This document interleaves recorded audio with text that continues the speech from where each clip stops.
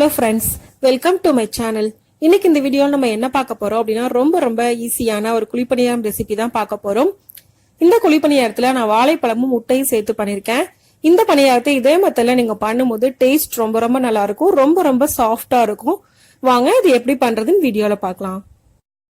அதுக்கு நான் இன்னைக்கு 2 கப் அளவுக்கு மாவு பச்சரிசி எடுத்திருக்கேன். கூடவே 1/2 கப் அளவுக்கு உளுந்து, 1/2 கப் அளவுக்கு புழுங்கலரிசி மூணையும் சேர்த்து நல்லா ஊற வச்சுக்கலாம். நல்லா கழுவிட்டு ஊற வச்சுக்கோங்க. இப்ப நான் 3 மணி நேரம் போல ஊற வச்சிருக்கேன். இப்ப தண்ணி எல்லாத்தையும் வடிச்சிட்டு ஒரு மிக்ஸி ஜார்ல ஆட் பண்ணிக்கலாம்.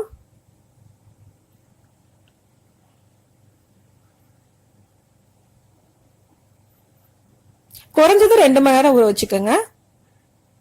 இப்ப மிக்ஸி ஜார்ல ஆட் பண்ணியாச்சு. கூடவே 3 ஏலக்காய் நான் ஆட் பண்றேன். 1 கப் அளவுக்கு தேங்காய் துருவல் ஆட் பண்றேன்.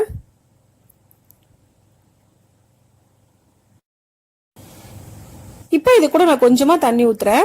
தண்ணியை கொஞ்சமா ஊத்திட்டு அரைச்சுக்கங்க. இப்ப மிக்ஸி ஜாரை மூடி நம்ம அரைச்சுக்கலாம். இப்ப நல்லா அரைச்சாச்சு. இந்த அளவுக்கு அரைச்சதுக்கு அப்புறமா நம்ம ஸ்வீட்டுக்கு ஏத்த மாதிரி வெல்லம் போட்டுக்கலாம். நான் இன்னைக்கு 1 கப் அளவுக்கு வெல்லம் போடுறேன். நீங்க உங்க ஸ்வீட்டுக்கு ஏத்த மாதிரி கூடவோ குறைச்சலோ போட்டுக்கோங்க. அடுத்துதான் இது கூட 2 வாழைப்பழம் ஆட் பண்றேன். அது கூடவே ஒரு முட்டையை உடைச்சு ஊத்திக்கலாம்.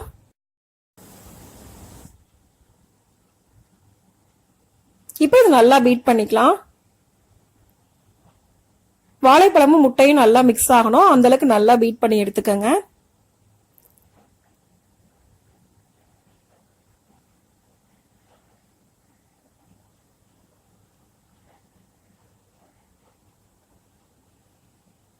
வாழைப்பழத்தை நல்லா மசிச்சு விட்டுக்கோங்க.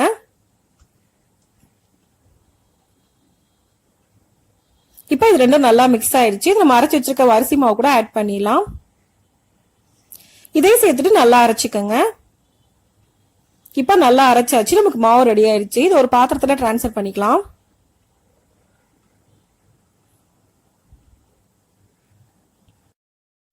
இப்போ நான் இது கூட ஒரு பிஞ்ச் அளவுக்கு உப்பு ஆட் பண்றேன்.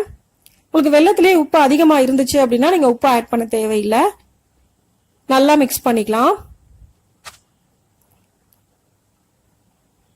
இப்ப நான் ஒரு குழிப்பணியார கல் எடுத்திருக்கேன். அதுல எல்லா குழிலையும் எண்ணெய் ஊத்திக்கலாம்.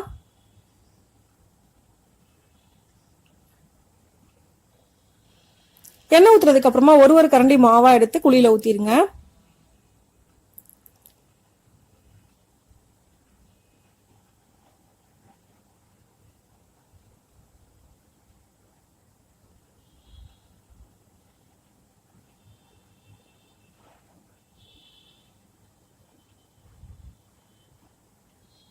இப்ப இதை மூடி வச்சு நம்ம வேக வச்சுக்கலாம்.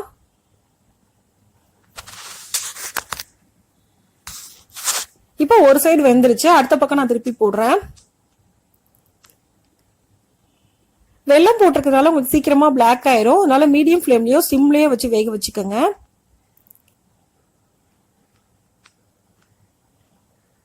ரெண்டுல இருந்து 3 நிமிஷம் வரை குக் பண்ணாலே போதும். இது ஈஸியா குக் ஆயிரும்.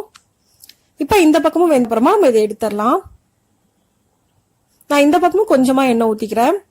எண்ணெயோ நெய்யோ உங்க விருப்பத்துக்கு ஏற்ற மாதிரி நீங்க எது வேணாலும் ஊத்திக்கலாம். இப்ப 2 பக்கமும் நல்லா குக் ஆயிடுச்சு. இதை எடுத்துடலாம்.